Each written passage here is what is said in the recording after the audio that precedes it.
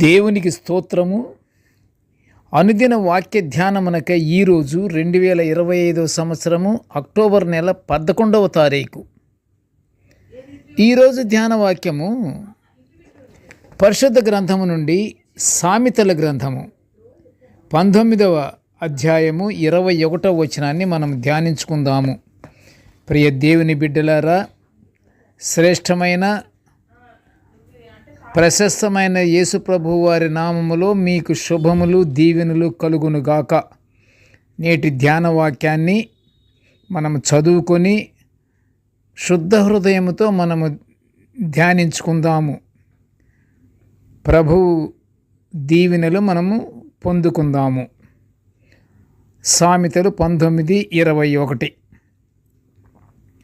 నరుని హృదయములో ఆలోచనలు అనేకములుగా పుట్టును, యెహోవా యొక్క తీర్మానమే స్థిరము. ప్రియ దేవుని బిడ్డలారా, ఈరోజు ధ్యాన వాక్యము మనుషుని హృదయ ఆలోచనలు ఎన్ని కలిగి ఉన్నా యెహోవా దేవుని నిర్ణయమే స్థిరముగా ఉండును అన్న అంశాన్ని మనం ధ్యానించుకుంటున్నాము. ప్రియ దేవుని బిడ్డలారా, ప్రతి విషయములో నిర్ణయం దేవుని చేతిలో ఉంటుంది. కావున సమస్తము దేవుని అధీనములోనే ఉంటాయని నేటి ధ్యాన వాక్యం చెబుతుంది. మనం జాగ్రత్తగా విందాము, ధ్యానించుకుంటున్నాము కూడా. జ్ఞానము లేని వారికి బుద్ధి కలిగించుటకును, యవనులకు తెలివియు వివేచనయు పుట్టించుటకును పరమార్థ జ్ఞాని అయిన సొలొమోను రాసినవే ఈ సామెతలు. యెహోవాను ఆరాధిస్తూ, ప్రియ దేవుని బిడ్డలారా, యెహోవాను ఆరాధిస్తూ ఆయనలో భయభక్తులు కలిగి ఆయన ఆజ్ఞల ప్రకారమే జీవించేవాడు నిజమైన జ్ఞాని అని సామెతల గ్రంథములో 1వ అధ్యాయము 7లో వ్రాయబడి ఉన్నది. ఏది సత్యమైనదో, ఏది యోగ్యమైనదో, ఏది న్యాయమైనదో గ్రహించే వివేకం, అవగాహన కలిగి ఉండడమే జ్ఞానమునకు మూలము. ఈ జ్ఞానం ఎక్కడి నుంచి కలుగుతుంది మనకి? ఈ జ్ఞానము దేవుని నుండి లభిస్తుంది. జ్ఞానం అనుగ్రహించమని మనం ఏం చేయాలి? దేవుణ్ణి వేడుకోవాలి. వేడుకోకపోతే మనకి జ్ఞానం రాదు, జ్ఞానం అనుగ్రహింపబడదు, జ్ఞానం కలుగదు.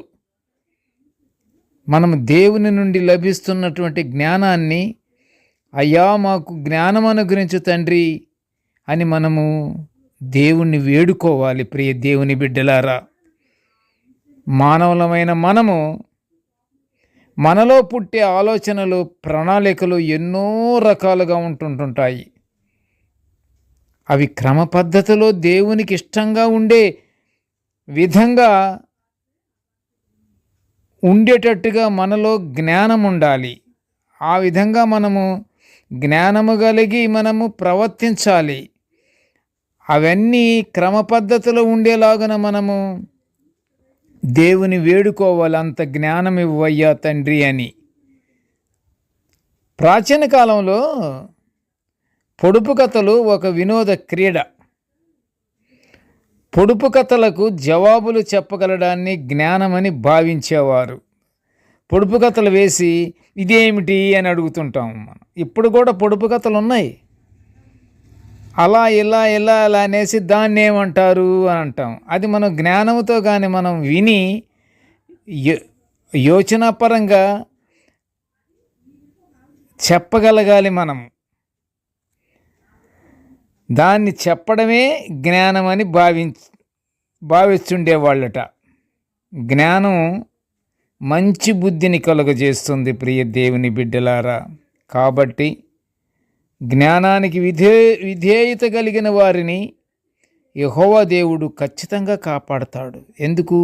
విధేయత, ప్రేమ, క్షమాగుణము, ఇవన్నీ దేవునికి ఇష్టమైనవి. ఇవి దాటి ఎవరు ప్రవర్తించకూడదు. అది దేవునికి విరుద్ధంగా జరిగే పనులు. మనం ఎప్పుడు ప్రేమ కలిగి ఉండాలి, విధేయత కలిగి ఉండాలి, క్షమాగుణము కలిగి ఉండాలి. మనము ఎల్లప్పుడూ ఒకరికొకరు స్నేహభావంతో మనము ఆనందంగా మనం జీవిస్తుండాలి. అందుకే కాబట్టి జ్ఞానానికి విధేయులైన వారిని యెహోవా దేవుడు కాపాడతాడట. ప్రియ దేవుని బిడ్డలారా, మనము జ్ఞానము కలిగి ఉండటానికి దేవునికి విజ్ఞాపన ప్రార్థన చేస్తూ, జ్ఞానాన్ని మాకు అనుగ్రహించయ్యా అని మనము దేవునితో పొందుకొని దేవునిచే కాపాడబడటానికి మనము ఎల్లప్పుడూ మంచి బుద్ధి గల వాళ్ళముగా ఉండి, జ్ఞానం ఉంటే బుద్ధి కలిగినట్లే ఉంటాము.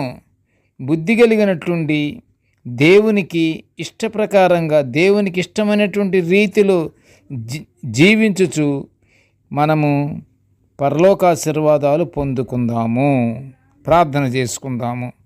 కృపగల తండ్రి, జీవం గల నాయన, నీకు స్తోత్రాల తండ్రి. కృపగల దేవా, నీ దివ్యమైనటువంటి వాక్యాలను నాయన మేము నిత్యము ధ్యానించుకునే ఈ గొప్ప భాగ్యాన్ని మాకు అనుగ్రహించావు తండ్రి.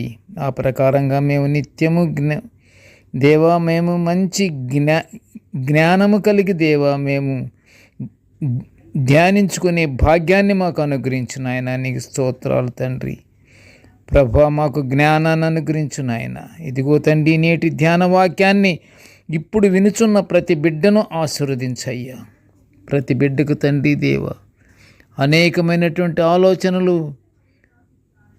పుట్టకుండా తండ్రి, నీ యందే దేవ, నీ యొక్క స్థిరమైనటువంటి నీ తీర్మాన ప్రకారమే మేము జీవించుచు నిన్ను మహిమపరుచుకునే భాగ్యాన్ని మాకు అనుగ్రహించమని ఈ మనవులన్నీ యేసయ్య పుణ్య నామమున వినయముగా వేడుకొనుచుంటున్నాము తండ్రి. ఆమేన్. దేవుడు మనల్నందరినీ బహుగా దీవించుగాక. ఆమేన్, ఆమేన్, ఆమేన్.